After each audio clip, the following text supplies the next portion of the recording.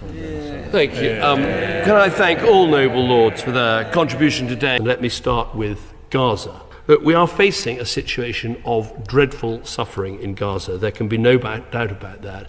I spoke some weeks ago about the danger of this tipping into famine and the danger of illness tipping into disease, and we are now at that point. People are dying of hunger, people are dying of otherwise preventable diseases.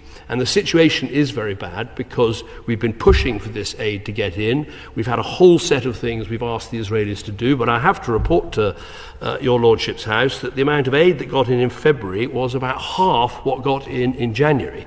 So patience needs to run very thin, and a whole series of warnings need to be given, starting, I hope, with the meeting I have with Minister Gantz when he visits the UK tomorrow. We've set out very clearly a set of 5 asks which need to be put in place. The humanitarian pause, the capacity inside Gaza that many noble lords have spoken about, the increased access through both land and maritime routes, including Ashdod port, which the noble Lord Collins mentioned, and of course expanding the type of humanitarian assistance that gets in.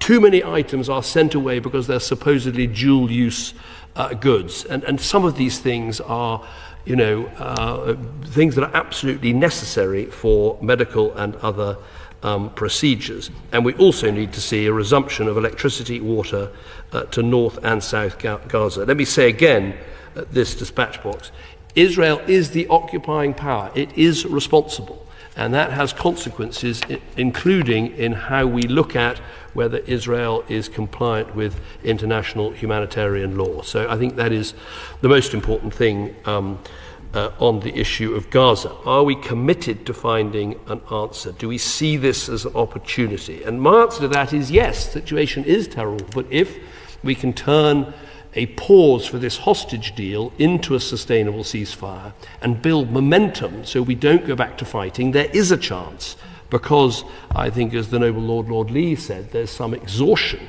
on both sides. There may be a chance to get to a more of a political solution. I know a number of noble lords, including Lord Hannay, said, are we rather torturing ourselves with this debate between pause and ceasefire?